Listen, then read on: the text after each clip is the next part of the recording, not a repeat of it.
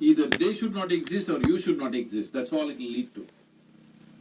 So this is something that we have to come to, because human intelligence is at its best when it does not know. If I just think I know, I will become stupid because I have my conclusions about everything. If I see I do not know, intelligence is full on, isn't it? You want to keep your intelligence in a working mode or a off mode? You saving it for another place? No, I want to know because it looks like that. A lot of people are saving it for elsewhere. No, you need it here. If you need it here, please look at this and see. When you see I do not know, you become very conscious, very aware, very alert. Is it true? When you think I know, you do the dumbest and idiotic things, very gross things. Yes or no? If you really see I do not know, you have fight with nobody. You have no fight with anybody, isn't it? I know is always a fight. So in the yogic culture, there is a phenomena. I'm calling this a phenomena because today, this evening, you may not understand what I'm saying, but if you invest some time and energy, you will understand. We identify with our ignorance, never with our knowledge, because it doesn't matter how much you know. If you read the libraries on the planet, still what you know is a minuscule in this existence, isn't it? Hello? Hello. But your ignorance is boundless. Yes or no? So, if you're identified with your ignorance, you will be borderless, boundless human being. If you are identified with your knowledge, you will become a constipated human being. Constipated means it happens little by little. By little, small amount. This is how life is happening right now. Little by little. By little it is Step happening. at a time. It is not happening in a beautiful way. It is No. little by little. We have to strive to find one moment of joy somewhere. You We have have to believe to it. do so many things to experience one moment of ecstasy. If you want to just live here, every day. drenched with nameless ecstasies going on in every cell in your body, every moment of your life, then you must identify with your ignorance. Mm-hmm. You must come to terms with your ignorance. To have If imagination. you come to terms with your ignorance and pay enough attention, if you're ignorant, you naturally pay attention, isn't it? If you pay enough attention, you will see with all this scientific knowledge that we have, we still do not know one atom in its entirety. We know how to use them, we know how to break them, we know how to fuse them, we know how to make them explode, create them. but we don't know what the hell it is, even today. Yes or no? So if you pay enough attention, you clearly realize you don't know a thing. Well, he asked that question. This is all I did. When I was just 4.5 years of age, I suddenly realized I don't know a thing. So if somebody gave me a glass of water, I'm just looking at the water because I do not know what is water. Well, I know how to use the water, but I don't know what it is. Even today you don't know what it is. If I find a leaf, I'm staring at it for 4 or 5 hours. If I sit up in my bed, I'm just staring at the darkness for the entire night. My dear father, being a physician, he started thinking I have a mental health disorder. I need psychiatric evaluation. Yes, exactly.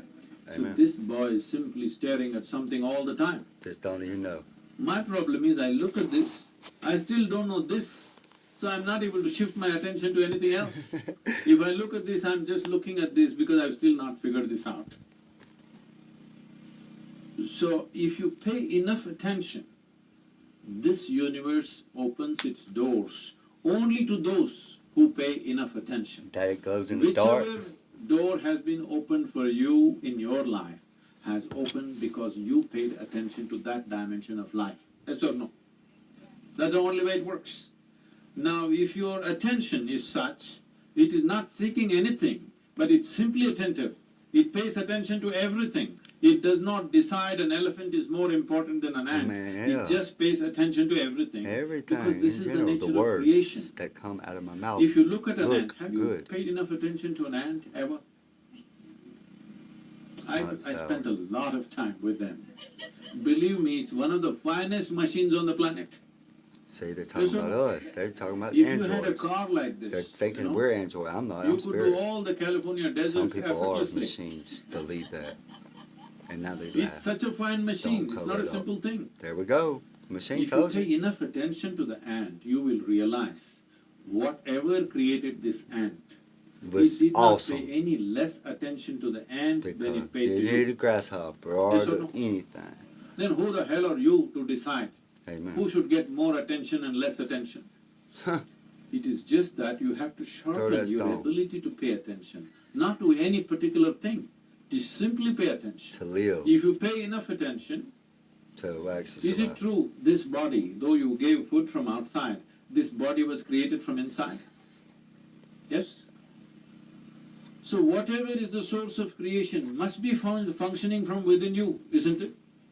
Is it? Living organism. So when you don't know what is the nature of the source of creation, you may use in English language. In India we have many words.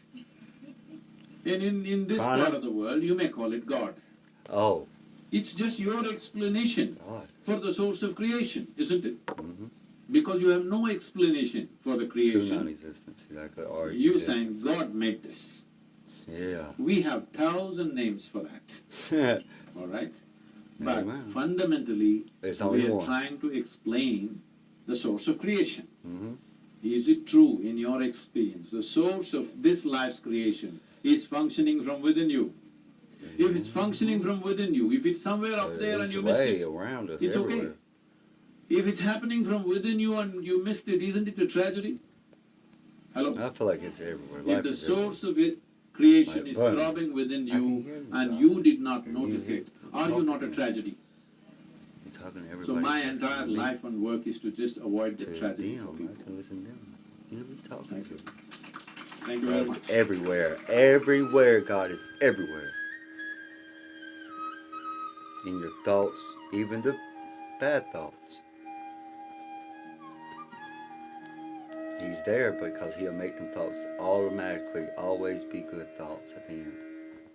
Loving, caring, kind. He would never go against his own words. But he'll make you do because we got our own free will. He gave us that. He only promises to die.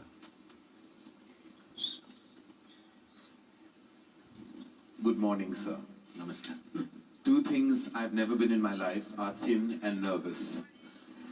And See, make me fun of me. I still haven't been able to get over the former, but the latter is still very operational at this moment. It's because I don't know what to say, because I feel I've lived with you this last week. I've done all my research, watched all your shows. So you have Oh, so you done just your stalked homework me, huh? because I'm homeless. I have done a fair amount of my homework. I've watched everyone from Anupam Kher to Juhi Chawla in conversation with you, Barkhadat, to a very subdued Arnab Goswami as well. I do believe in your mystical power because you managed to achieve that. Thank you.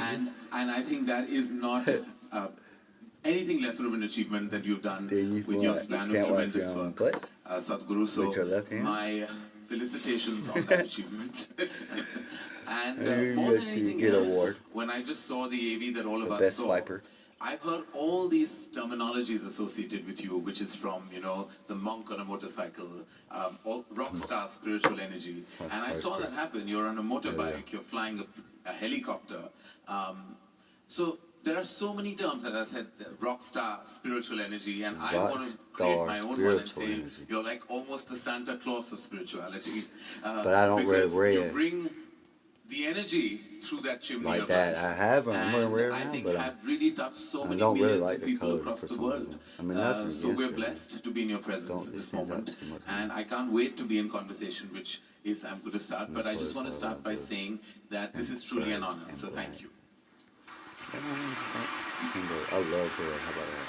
Goddamn, just I love everything. I mean, as a Excuse me, Lord. filmmaker, as a human being, And I'm on as YouTube. a member of a humanitarian Say genuine. community, my head is always buzzing with so many questions. Yeah. And I think we bottle it down to some spiritual inquiries, some religious ones. There's always been a debate about these two terms, religion and then spirituality. There are people who feel like, I'm not religious, I'm spiritual, and I'm not quite sure they know the meaning of that. Well, let's see. But they use it because sometimes If terms I are just do, thrown around. 'cause I don't maybe To know those them. people who are at the crossroad between religion and spirituality, what is your answer to that dilemma?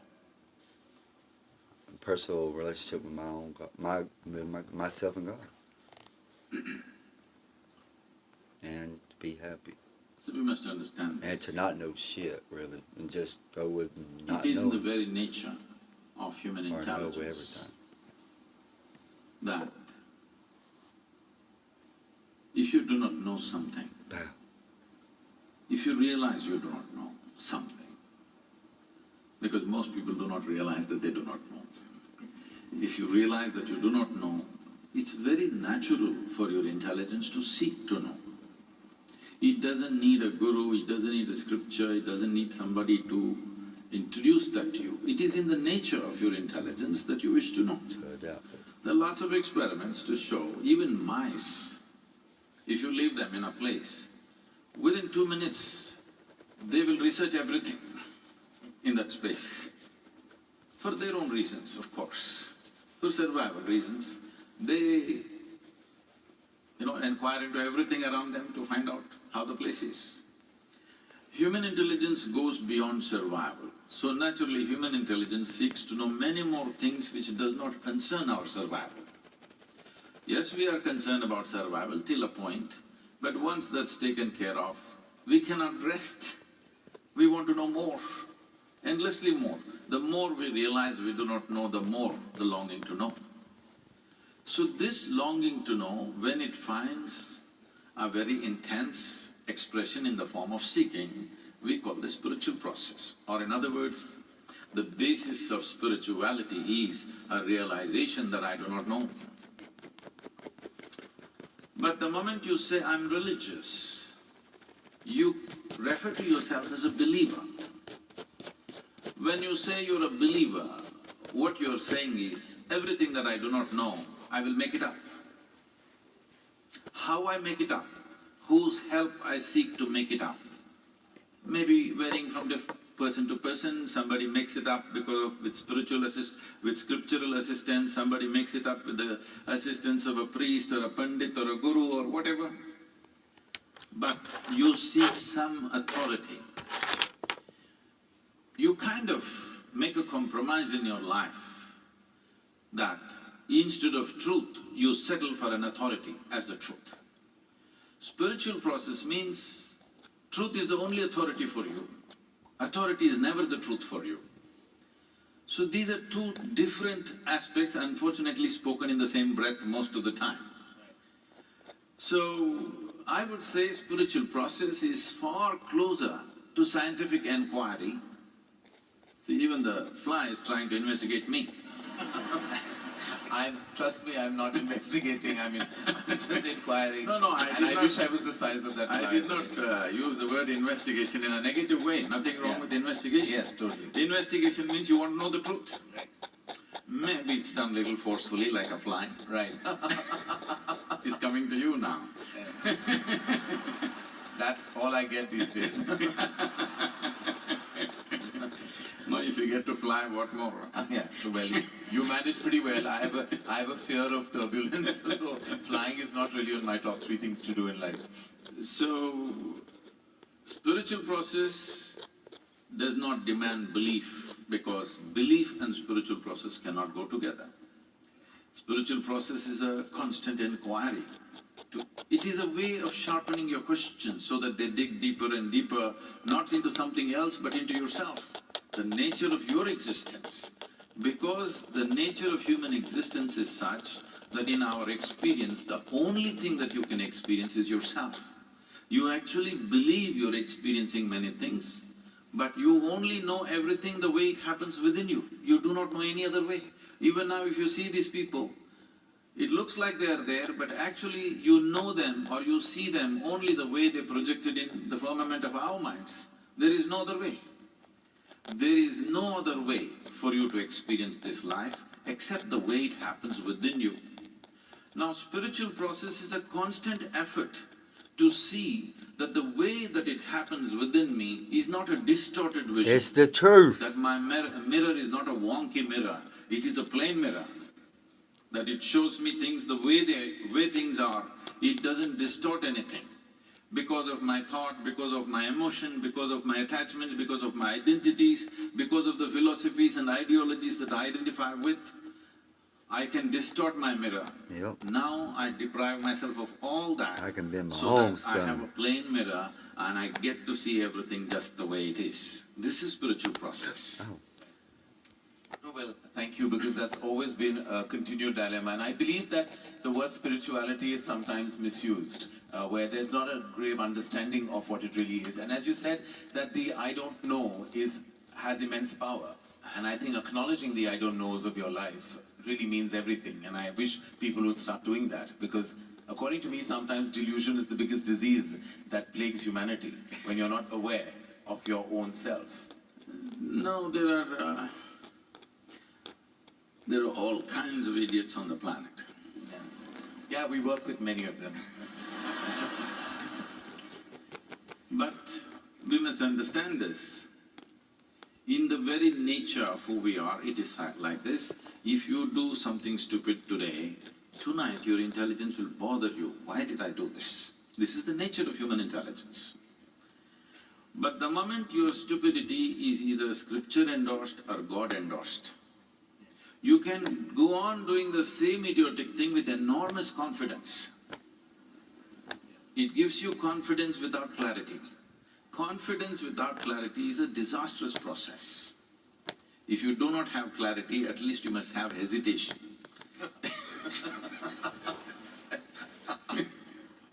Yes, that's true.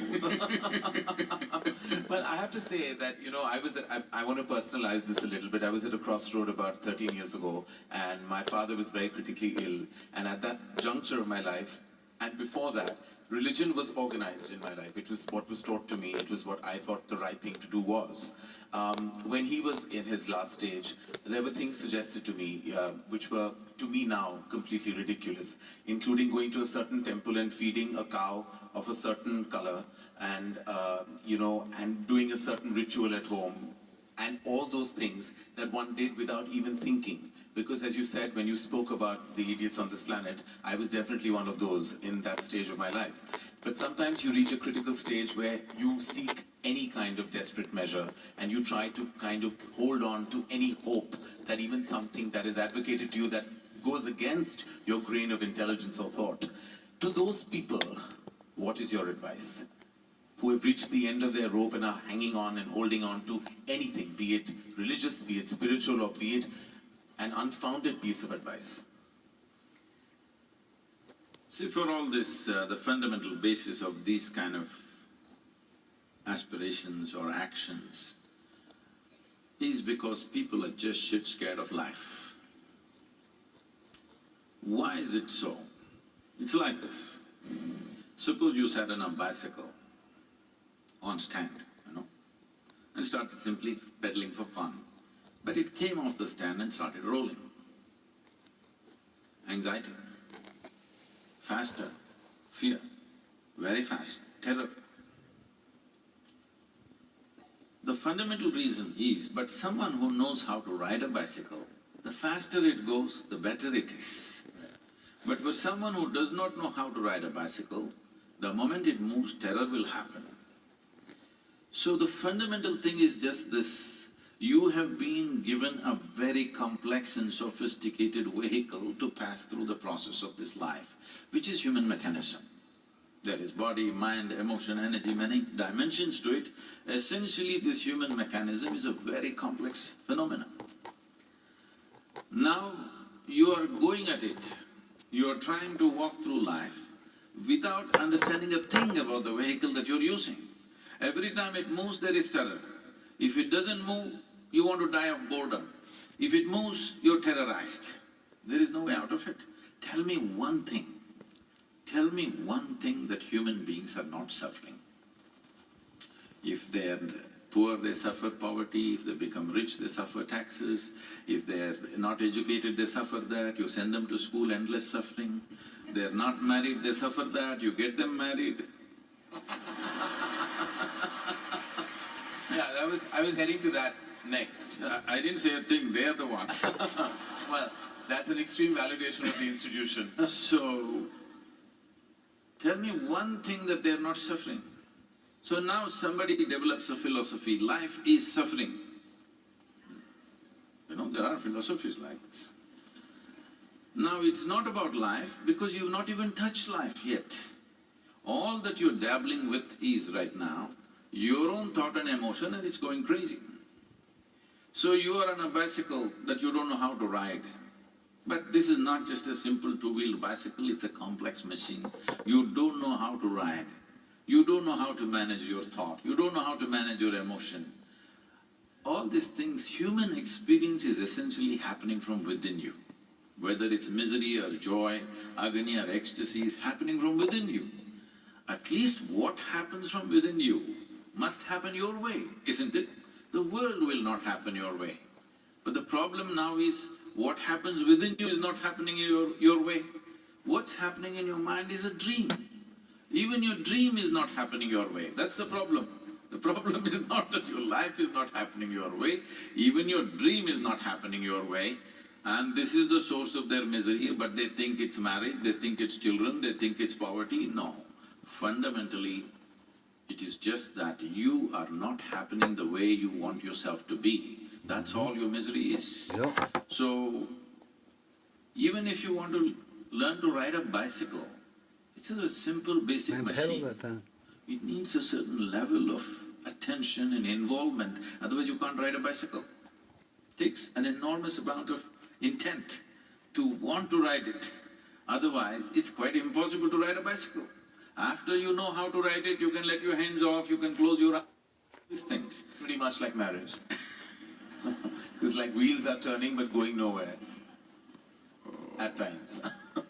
No, I wouldn't like to make that statement, because for many people they've gotten somewhere with marriage. Yes, we'd like to find out where, but but on another forum.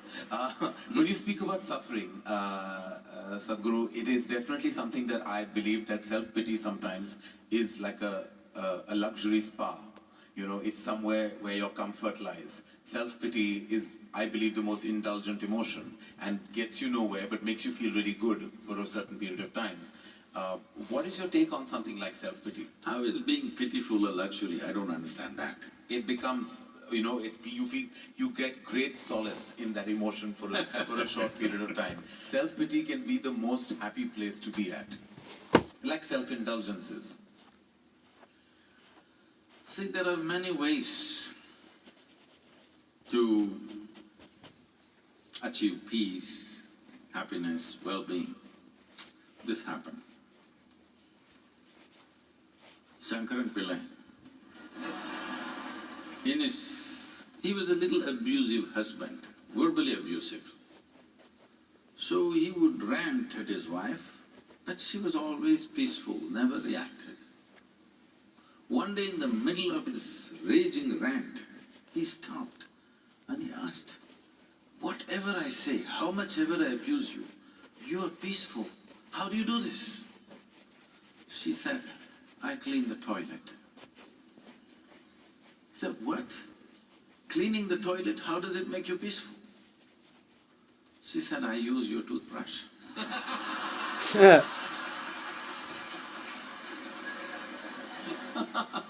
So, don't fall onto that. You're giving lots of people ideas. So that's not a relationship, it's a revenge story. No, you can achieve peace and solace in so many different ways, I'm saying. Which is what you said, to draw from within, to find your solution.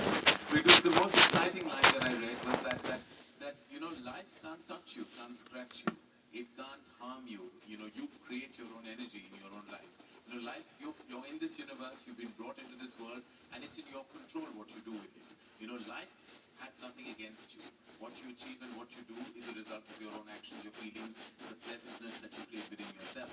Which to me was a very moving line, because it simplified a very extensive and expansive feeling of anxiety, fear, and all the turbulence that humanity goes through on a daily basis.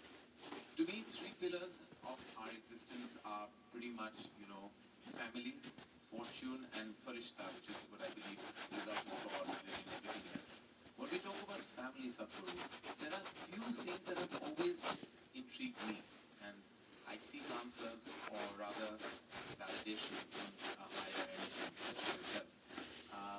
It's like I've always questioned why there's an organic distance between a father and son, why there is always that angst in that relationship.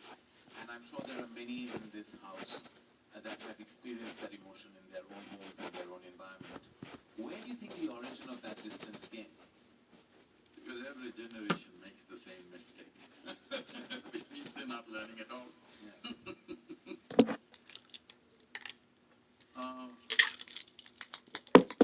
When we say family, initially family meant crime. Crime. Yeah, mafia was always referred to as the family. Family. Yes. So in a way, it's a kind of crime. It is the most basic institution in the making of a society, but it does not mean you must remain basic, because this is a biological identity that we have. Biology is a reality, we can't deny it. Obviously, this was in some way, at least to a certain extent, our parents gave this to us, one part of it at least. Today the way it is, the way it looks is essentially because of them. Well, it was given to them by somebody else, that's another point, but to us it was given by them. So it's a biological identity. This limiting oneself to one's biological identity for an entire lifetime is a crime, because it creates so many things.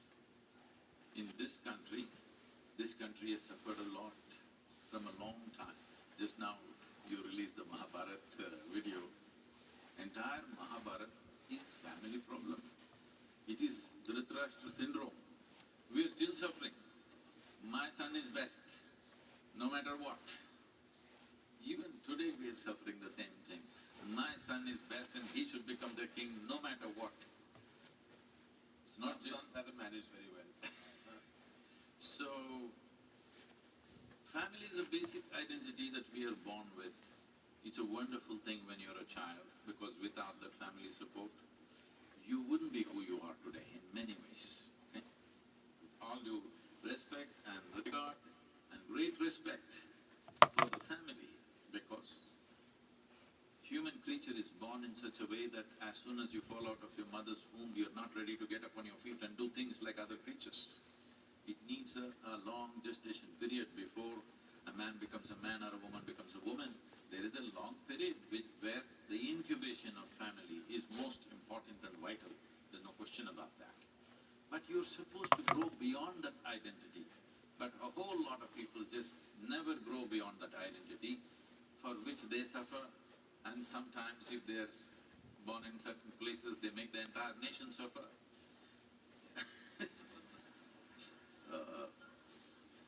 You are supposed to grow out of that. As a child, it's most vital that you're identified with the family.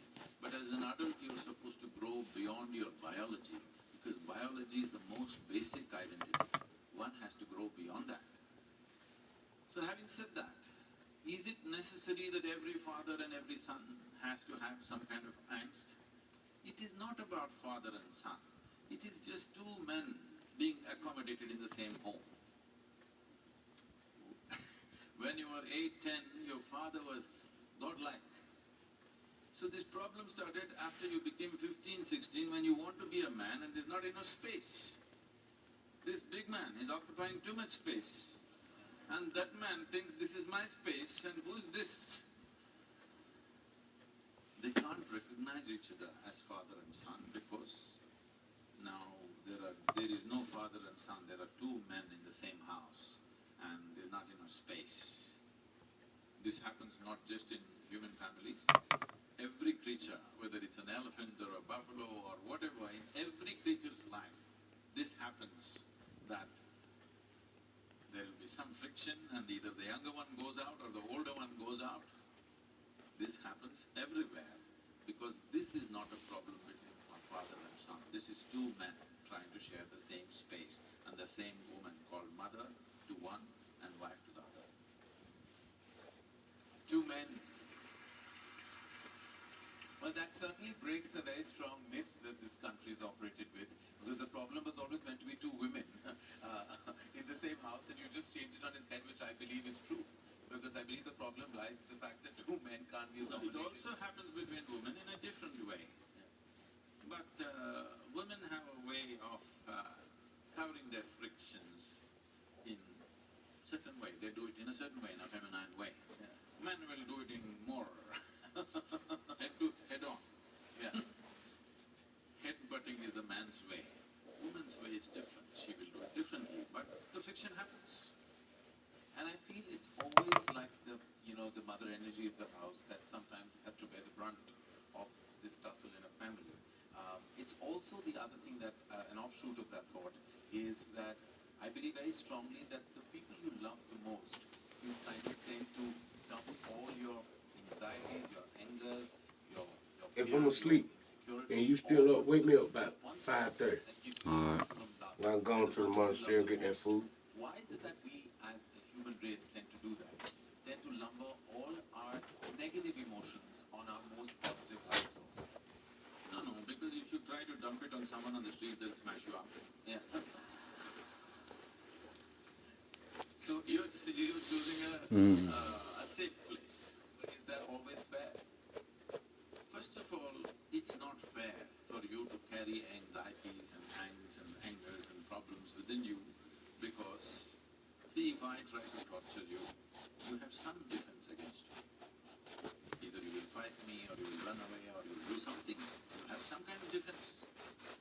But if you start torturing yourself, this is the most helpless creature. No, most defenseless. I'm telling you, even an unborn child, if you poke like this, he responds. He defends himself in his own little way. Okay? But this one is completely defenseless. When you start poking yourself, this is a completely defenseless life. So the worst kind of torture, the lowest level of mind is one who tortures himself. But they always think they are the highest level of people. I suffer for everybody. You bloody suffer anyway. If there is everybody, you will dump it on them, otherwise you simply suffer. People come to me and say, Sadhguru, I can't bear with my mother-in-law. It's impossible. My husband, after all, her son. My wife, oh, she's terror for me. My boss is not even human. Like this, it goes on. I tell them, you come, don't worry. I'll give you a nice place to stay. I'll give you good food. Nothing to do. For your life, I'll take care of you. Only thing is, I will make some random checks on you. When I check, you must be joyful. If you're miserable, I don't believe in feeding misery.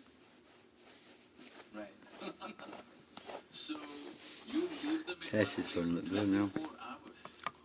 You will see how they will mess themselves up. So when you're alone, if you're miserable, you're obviously in bad company. Now you're thinking, because of this person I'm suffering, because of that person I'm suffering, just stay alone by yourself. Without any entertainment, without texting, without television, without reading, simply sit in one place. Joyfully, let me see. Most people can't stay there for 5 minutes, believe me. They are not on Facebook, they are not on Twitter, they're not listening because they have something to say, or because they have fallen in love with the world. No. If they stay alone, they'll go crazy. That's a fact. What is, sorry to break that train of thought, what is the solution to that kind of feeling of just not enjoying your own space? Because we have not looked at how human mechanism works. It is like you have a super sophisticated machine. This is the super computer. This is the machine which dripped supercomputers, isn't it? Right. I'm asking, have you read the user's manual? That's all it is. The entire yogic system is just this. This is not a philosophy, this is not an ideology, this is not a religion, this is not a teaching. This is just the user's manual.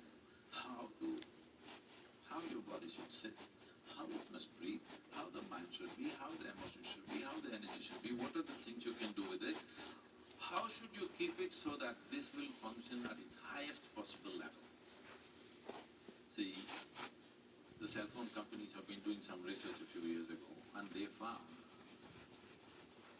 only 7% or only 3% of the people, 97% of the people are using only 7% Of their brain. of the cell phone's capability. We are not even talking about today's smartphones, we're talking about the dumb phones. So 97% of the people are using only 7% of a small gadget. If that is the fact, how much do you believe are people making use of this tremendous gadget? Just on the surface, because they never bother to read the user's manual. If you tell them this is Sadhguru, can you give us the user's manual? It's written into you. You have to spend some time with this. This was written by the source of creation, not by me or you, isn't it? You must learn to read. The problem is illiteracy. See, suppose you have not learned the alphabet. Well, you have learned English alphabet. Let's say I'll give you a Tamil book. You look at it. Does it make any sense to you? You don't know the alphabet. It doesn't mean a thing to you because you do not know the alphabet. Now, this is the problem, that in today's society, in modern education, we have not even brought fundamental literacy towards how to read this book. Because we've never read this, by accident we are managing it. If you manage by accident, sometimes it works, sometimes it doesn't work. One moment you're happy, next moment you're miserable, one moment you're peaceful, another moment you're in turmoil. I was, I'll cut the long story short. I was in Tel Aviv, and somebody came and greeted me, Shalom. I said, what does it mean? He said, this is the highest way of greeting. I said, that's your opinion, but what does it mean? He said, no, this is really the highest way of greeting. I said, all right, but what does the word mean? He said, it means peace. Then I said, why is peace the highest way of greeting, unless you're born in Middle East? In South India, you come up to me in the morning and say, peace. I will ask, what's wrong with you? I'm saying, if you deprive yourself of something for a long time, suddenly it becomes godlike. If you've not eaten for 10 days, even if God appeared, what's the prayer? Food, of course. So, once you deprive yourself of fundamental things, I'm saying fundamental things because to be peaceful and joyful is not the ultimate goal of life. If you want to enjoy a meal, you must be peaceful and joyful. If you want to enjoy a friend, you must be peaceful and joyful. If you want to enjoy a walk on the street, you must be peaceful and joyful. If you want to enjoy simple things that you do in your life, you must be at least peaceful and joyful, if not ecstatic. So it is a most fundamental requirement. This is not happening. People are saying this is the ultimate goal of life. Even so-called spiritual leaders are saying peace is the ultimate goal of life. Such people will only rest in peace. For those, in what I believe surrounds us all is urban angst. I think that seems to be terminology that comes out of, mental health solutions, etc. And that seems to be rampant in many parts of the world now, including now slowly penetrating even in India, when people deal with mental health issues like depression and anxiety, and those kind of which seek certain chemical imbalance issues that are told to them. And they're making you look very pretty on the screen. How do they do that? They're not doing that to me. Huh? They're making my what? My Look at yourself there. Am I looking pretty on screen? Yeah. Okay.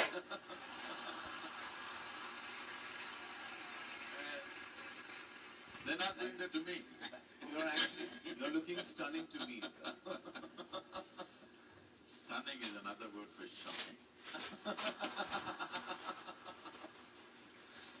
Well,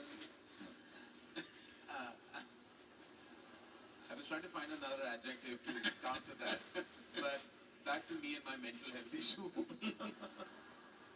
I really want to know, it's such an order of the day today. Everyone seems to it's almost, and I hate to say this with any, and I don't say this with any kind of disrespect to people's personal circumstance, but I almost feel like today it's talked about like it's almost a fashionable issue, where I think it's a very serious issue. When people talk about mental health issues like depression and anxiety and seek counseling to sort those issues out. And then the diagnosis at times is chemical imbalance and medication is given. And then well, I know you hate the word philosophy, but all your teachings are definitely about finding yourself and seeking that pleasant bliss from within. But to those who are not strong enough to achieve that and seek this assistance, what is your take on that? Let me correct one more thing in the question. This is not a teaching. This is just a technology. I'm just giving some people simple methods with which they can work. If people are coming for a teaching, they're frustrated with me because every time they come, they leave more confused than ever before. If they're more confused, in a way my job is done. Because